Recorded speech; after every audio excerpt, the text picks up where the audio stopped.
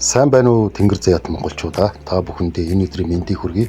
21 аймагт цоврал бичлэгийнхаа 14 дахь дугаарыг та бүхэндээ төлөвлөхөд бэлэн боллоо. Өнөөдөр Сэлэнг аймгийн талаар хэдүүлээ ярилцах болно. За ингээд манайхан тухлан сууж таалан болгоно уу. Мөн лайк андарч, сабан дарж, комент бичээрэй. Сэлэнг аймаг нь 1931 онд Газар Тариалангийн аймаг нэртэйгээр байгуулагдаж 1934 онд ард түмний хүсэлтээр Сэлэнг аймаг хэмээн нэрлэжээ. Аймгийн төв нь Сүхбаатар хот, нийслэл Улаанбаатар хоттой төмөр зам болон асфальтын хүчилтэй замаар холбогдсон ба нийслэлээс 321 км-ийн зайтай. Сэлэнг аймаг нь Газар Тариалан голлон хөгжүүлсэн аймаг. Манай орны Газар Тариалангийн талбай үлэмж хэсэг Орхон Сэлэнгийн сав газарт төвлөрсөн байдаг. Улсын үр тарианы 45 орчим хувийг үйлдвэрлэдэг. Энэ аймаг 1 сая гаруй толгой малтай. Сэлэнг аймагт мод боловсруулах, гурил, хүнсний, спирт балбармын үйлдвэр, вагон засварын газрууд байдаг. Сүхбаатар хот, төмөр зам ба авто замын гол зангилаа нутаг бөгөөд хилийн байнгын чухал гарцын нэг юм аа.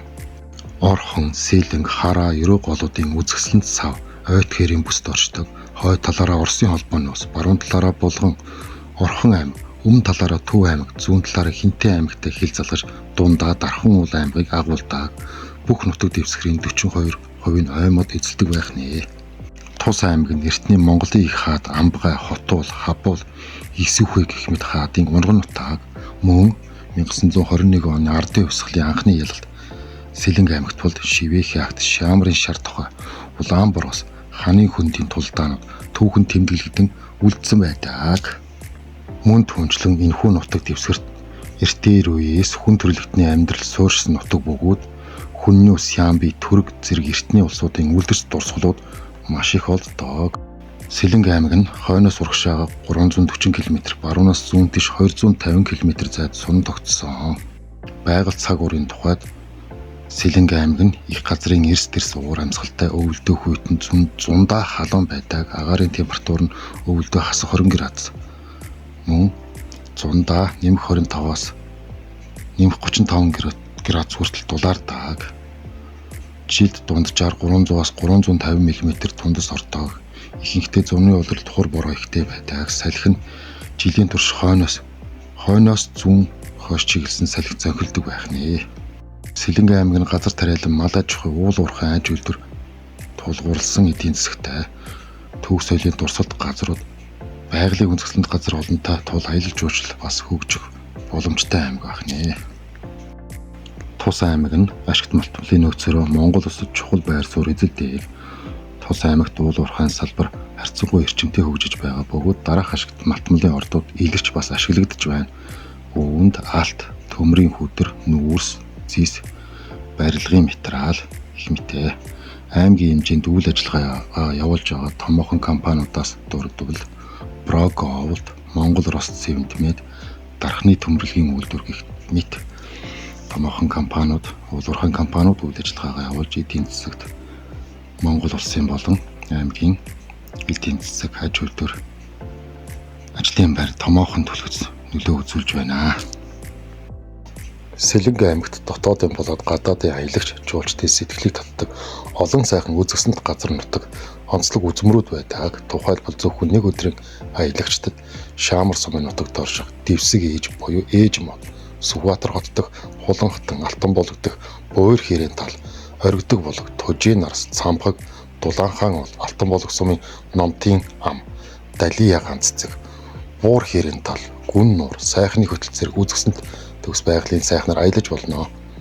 Дээрх үзмрүүдийг эдийн засгийн эргэлтэнд оруулах хүтнээс орон нутгийн төр засаг гарааны зүгээс аялал жуулчлалыг хөгжүүлэх тал дээр маш сайн анхаарч ажиллаж байна. Сэлэнг аймаг нь Хүннүү хүйн хүн чулуун хөшөө, булш хэрэглүүр, их эзэн Чингис хааны домогт Буур хэрийн тал, Сүсгтэн олны бишрэл хүндэл болсон Бурхан номын ариун газар амар баясгалант гээд ардын хувьсгал Газар Тариалангийн өлгийн нутаг гээд төв соёлын баялаг өв сантай. Сэлэнг аймгийн аялал жуулчлалын таатай орчин, Орхон Сэлэнгийн бэлчээр, Сайхны хөтөл, Төжийн нарсын байгалийн зогсолборт газар, Хан Хинтийн дархан цааст газар, ардын журамт цэргийн түүхтэй ялалтын ой, баатрууд зориулсан хөшөө дурсгалууд, дайчдын алдарт замнал, Хараа гол, Ерөө, Зэлтэр зэрэг гол мөрөн, спорт, загсаг нор хийх. Мөн ан нор, загас чон боор гөрөөс зэрлэг хаа гэх мэт ан хийж болно. Байгалийн дагалдах баялгаас нь ярив. Шашны болон бөө мөрхлийн аялал жуулчлал амар баясгаланд хийд ээж мод аймгийн наадамс цагаан сарын ёслол урлаг соёлын спортын олон улсын болон бүс нутгийн чанартай үйл ажиллагаанууд нүүдэлчин Монгол үндэсний ёс заншил ахуй амьдралтай танилцах зэрэг юм аа. Оросын холбооны улс болон Сэлэнг аймгийн хооронд 2 жил тутам зохион байгуулагддаг эв модны наадам 5 хан уулын тахилэг амар баясгаланд хийд бомбын баяр цам харайх ёслол ардын журамт цэргийн түүхэн замнал ургацын баяр Алтан булаг худалдааны чөлөөт бүс хил орчмын аялал жуулчлал Алтан булаг ардын хувьсгалын хөлгий анхны төр засгийн газрын байр консулын байр анхны банк анхны аптек гэх мэт газруудыг үзэж болно.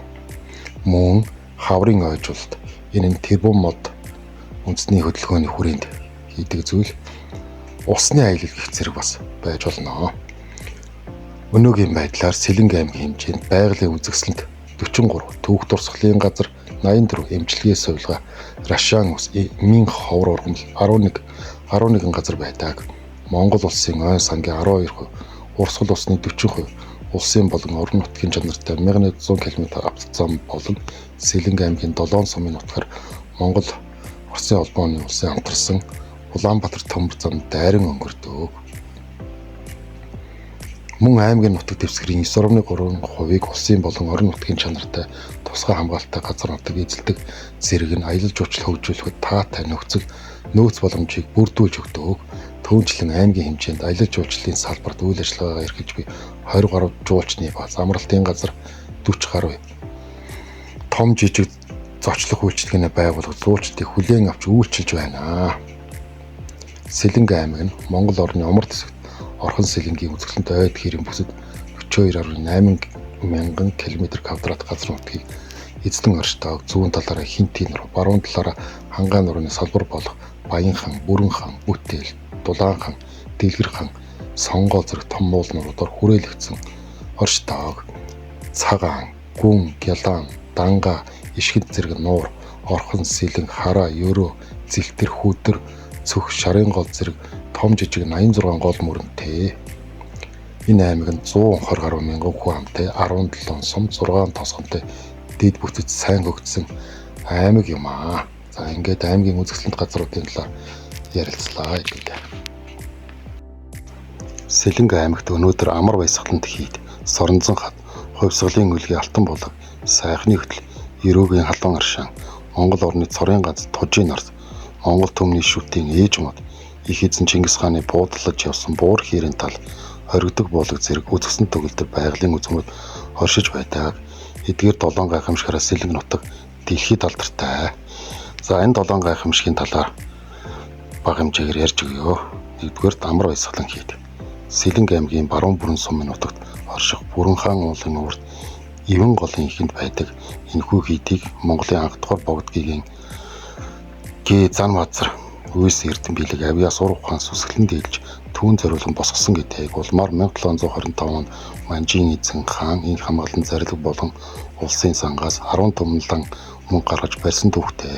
1726 онд Монголын олон уран даргачууд барилгын ажлыг эхлүүлж тоосго мотор барьж 1737 онд дуусгажээ. 2 дугаарт Соронзон хад Сэлэнг аймгийн Хөдөр сумын нутагт орших дэлхийд ховорхон тогтцтой хад байдаг нь Соронзон хад юм аа. Уг хатыг эрт дээр үе шүтэн биширч ирсэн төдийгүй уламжлалт ангаа ухаанд хэрэглэж ирсэн байна.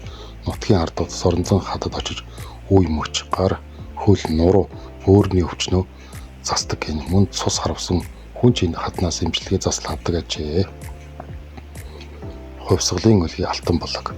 Ардын хувьсгалын ялалтын үлгийн нутаг Алтан булгсан 1921 оны 3 сарын 18-ны үрээр ардын журамт зэрэг Алтан булаг хотыг харийн төрөмлийг илэгчдээс чөлөөлсөн Монгол улсын тусгаар тогтнол түүхэн гавьяа болсон түүхтэй тус сум хувьсгалын музей Монгол улсын анхны баг сургууль, анхны банкны болон шүүхийн байшин, 4 полиматтай зөө байсан дөрвөлжин сум, ардын журамт цэргийн анхны байшин зэрэг түүх дурсгалын газрууд бий.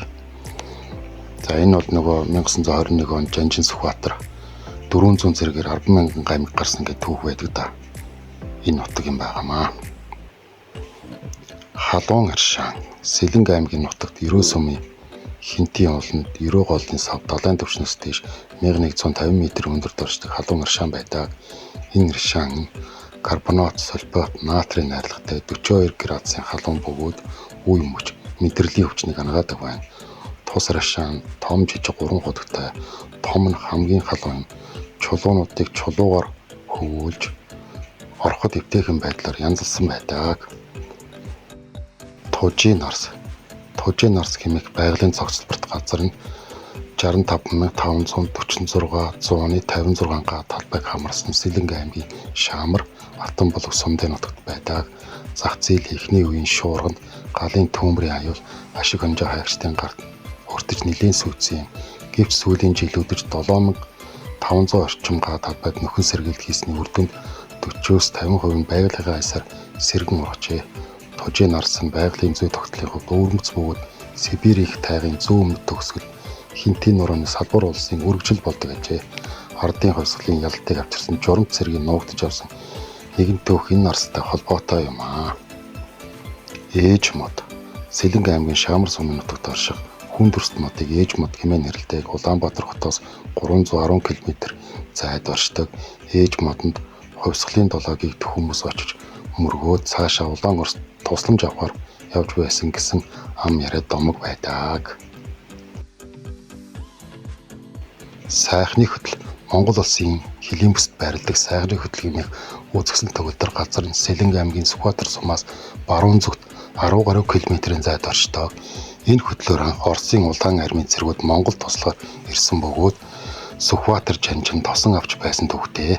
Сайхны хөтлийн байгалийн үзэсгэлэнгийн нэг нь Орхон Сэлэнгийн бэлчээр Орхон Сэлэнг мөрөн энд нийлж цааш урсаар байгаль нурц цутдаг. Энд мөн сайн эрс цуглаж байсан хэмээн төвөгч би бас мөн тэд нарын цугладаг байсан агууч би гэсэн домог байдаг. Тэр агуйч одоо ч байгаа л да.